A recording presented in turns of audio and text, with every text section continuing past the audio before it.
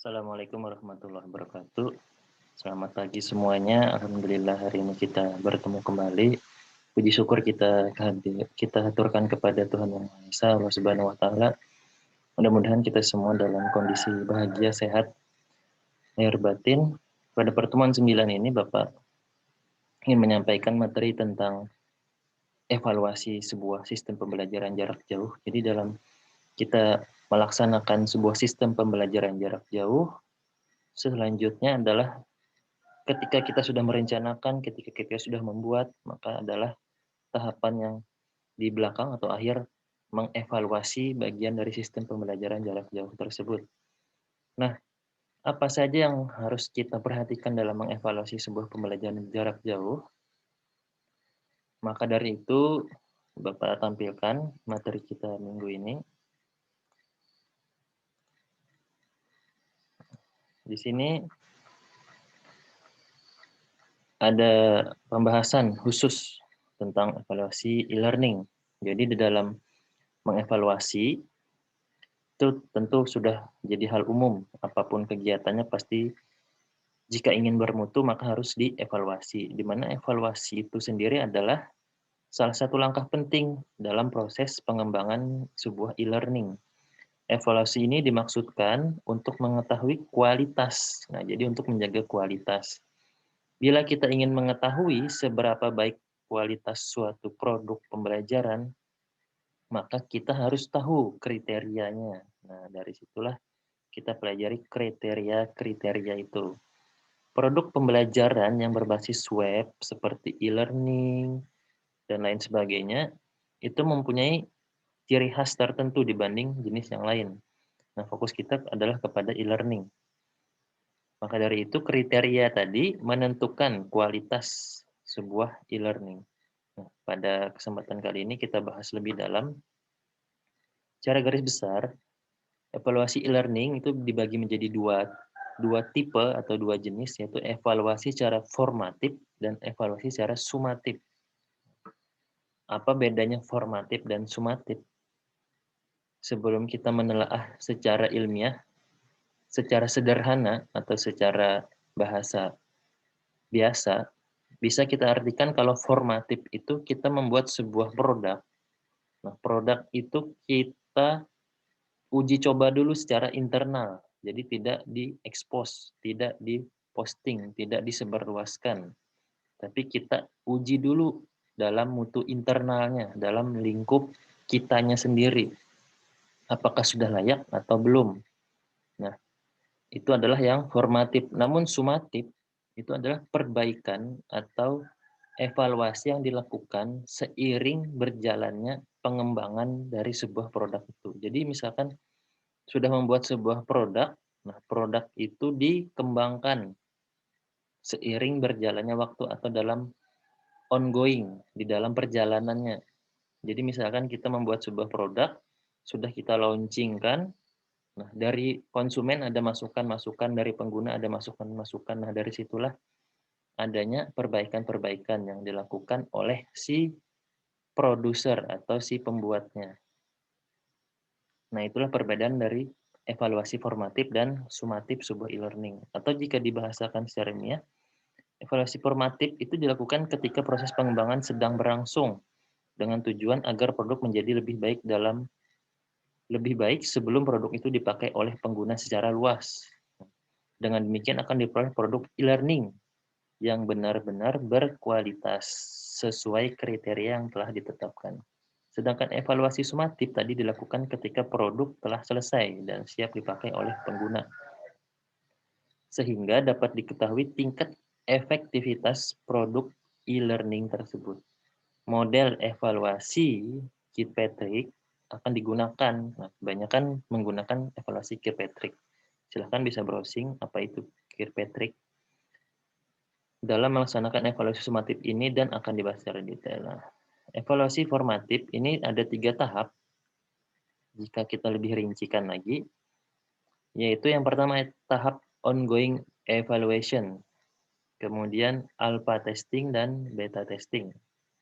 Menurut Alessi di dalam karangannya tahun 2001, Dalam proses pengembangan perangkat lunak pembelajaran, yaitu e-learning, di samping selalu dilakukan evaluasi yang terus-menerus atau ongoing evaluation, paling tidak setelah program selesai perlu dilakukan dua macam evaluasi.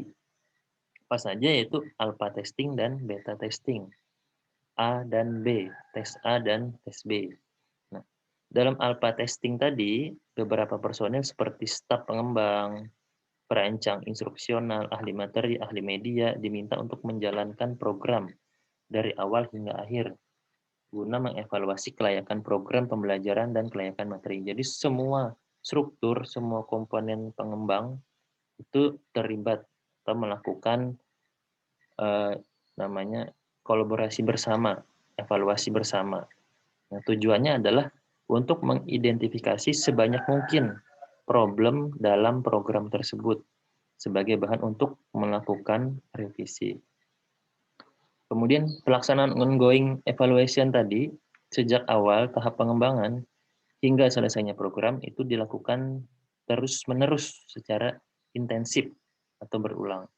Nah, pada saat melakukan analisis kebutuhan perancangan dan pembuatan program, kita perlu melakukan ongoing evaluation tadi.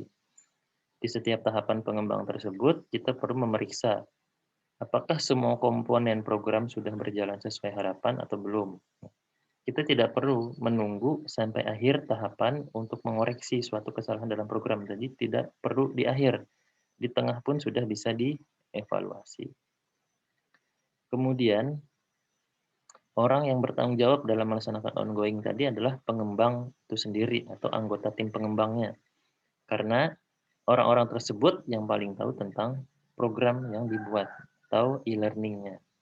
Nah, pengembang harus memastikan bahwa komponen di dalam e-learning itu dapat bekerja dengan baik sesuai harapan. Tidak ada kesalahan. Yang pertama dalam aspek fungsi. Misalkan semua link atau tautan itu dapat diakses bekerja, tidak ada error di dalam aplikasi. Kemudian tidak ada elemen yang menyebabkan sistem itu macet. Kemudian dari aspek isi, antara lain ada kesalahan. Artinya misalkan dalam kita membuat konteks atau di dalam aspek isi tadi itu tidak terjadi kesalahan konsep atau tidak ada kesalahan tata tulis. Kemudian materi juga tidak membingungkan. Kemudian aspek layout atau aspek tampilan. Di antaranya adalah pemilihan jenis font atau huruf itu tepat. Kemudian degradasi warna atau penggunaan atau penggabungan beberapa warna itu tidak berlebihan, artinya serasi tata letaknya sesuai dengan ukuran layout. Nah, berbeda dengan pelaksanaan ongoing evaluation tadi, yang tidak memerlukan adanya format atau daftar pertanyaan.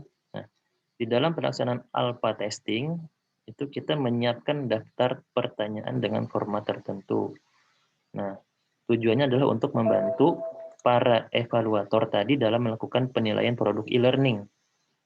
Selain itu, kita harus memastikan juga yang lainnya adalah si evaluator tadi adalah ahli materi, ahli instruksional, dan ahli media, mampu menjalankan pekerjaannya dengan benar dan menyeluruh. Artinya tidak sekedar mengisi dan menjawab pertanyaan, kaitan dengan masukan dan saran dari para evaluator itulah yang justru sangat penting untuk meningkatkan kualitas produk e-learning. Nah, apa saja aspek-aspek tadi, aspek materi. Nah, ini ada kesesuaiannya, kebenaran, akurat, tata bahasa, ejaan, istilah, tanda baca, dan kebenaran sesuai tingkat kesulitan. Dan materinya juga harus etnik.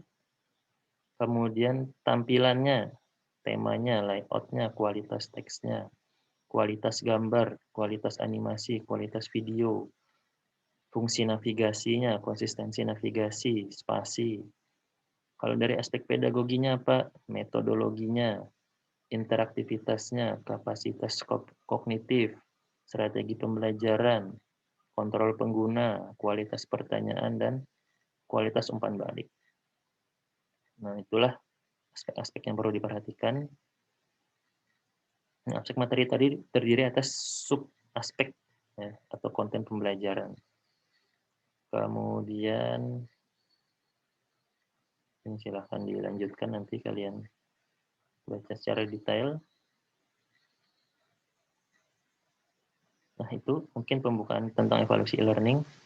Evaluasi sumatif bisa kalian perdalam lagi, yaitu di dalam prosesnya. Sumatif dilakukan bila program sudah mantap, di mana perbaikan yang banyak yang sudah terkumpul tadi disatukan sehingga program tadi siap digunakan secara luas. Atau tujuan utama dari evaluasi sumatif ini adalah pada program pembelajaran berbasis web ada 3, yaitu untuk menentukan kebermaknaan program, untuk menentukan apakah ada nilai tambah, dan untuk memutuskan apakah program e-learning tadi dapat digunakan. Itu mungkin ya, karena agak low baterai laptop, saya akhiri dulu untuk pertemuan ke-9 kita. Silahkan kalian komen di kolom YouTube. Terima kasih. Assalamualaikum warahmatullahi wabarakatuh.